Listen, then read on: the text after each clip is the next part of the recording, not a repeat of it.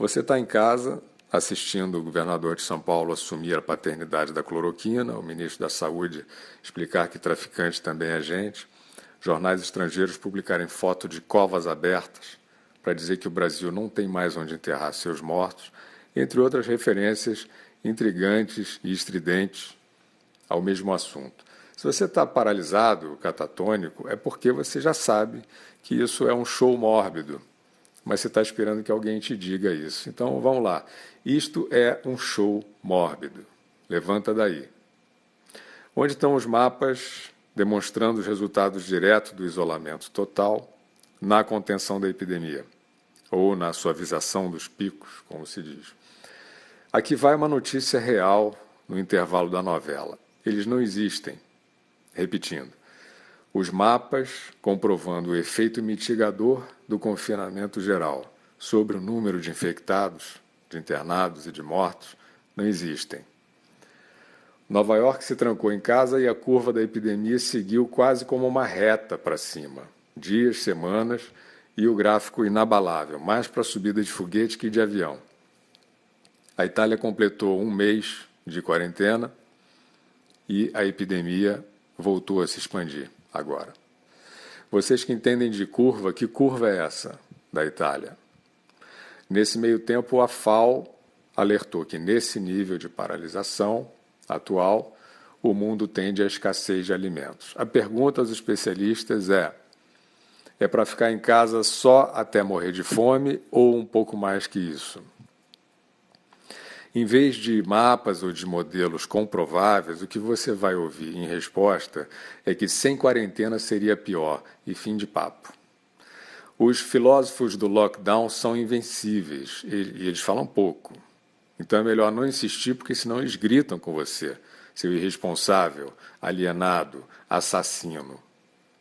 Aí vem a própria OMS declarar que a nova frente de contágio está se dando aonde? Dentro de casa. E que as autoridades de saúde têm agora que identificar os infectados no interior das suas casas para que eles possam ser isolados dos seus familiares e aí, finalmente, oferecer ao mundo a tão esperada suavização do surto. Você notou como está tudo absolutamente sob controle? Eles só não demonstram essas premissas, estratégias, de forma científica porque eles não querem cansar a sua beleza. Eles têm certeza que você prefere ouvir um bom discurso e ir dormir tranquilo sabendo que está tudo bem. Mas tem sempre meia dúzia de chatos que não gostam de discurso e esses já notaram que os efeitos do confinamento total sobre a evolução da epidemia não estão sendo demonstrados numericamente, ou seja, eles permanecem como uma hipótese. Fique em casa porque tem um vírus lá fora e ponto final.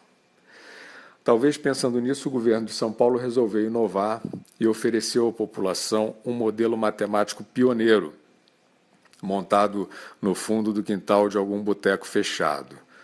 João Dória, governador, disse que se a quarentena não atingir 75% da população, veja a precisão, em 15 dias a rede hospitalar não terá mais leitos para atender os infectados, ou seja, iminência de colapso.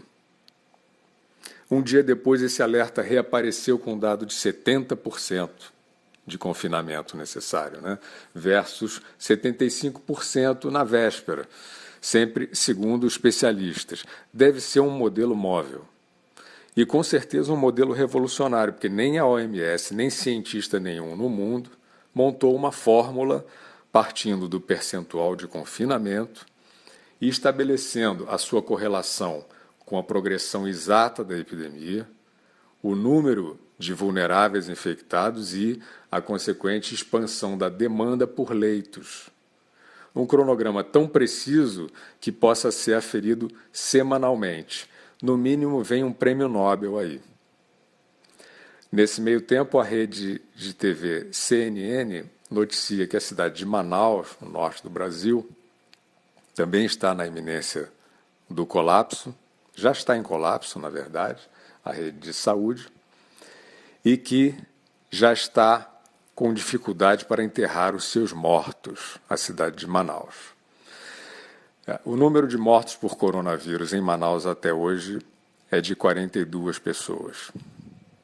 Bom, talvez esse seja um jornalismo na linha daquele que mostra as covas abertas em São Paulo para dizer que o Brasil não tem mais onde enterrar os seus mortos. Ou a gente está diante de uma mortandade clandestina, ou a gente está diante de um jornalismo fúnebre. Um outro dado de coincidência é que o prefeito de Manaus, Arthur Virgílio, que é a fonte dessa informação sobre o colapso e dificuldade de enterrar mortos, é do mesmo partido do governador João Dória. Os dois, por sinal, antes da chegada do vírus, trabalhando contra as reformas e contra a agenda de reconstrução do país, mas isso é só uma coincidência. Bom, voltando a São Paulo, junto com o modelo matemático inovador, o governador fez o que vários outros governadores e prefeitos do país estão fazendo, ameaçou prender o cidadão na rua.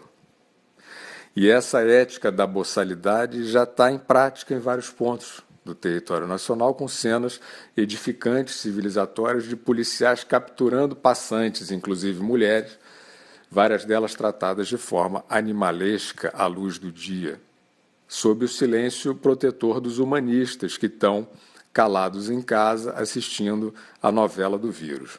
Ou seja, não está sendo só gestada uma ruína proverbial com tudo trancado e a vida adiada indefinidamente.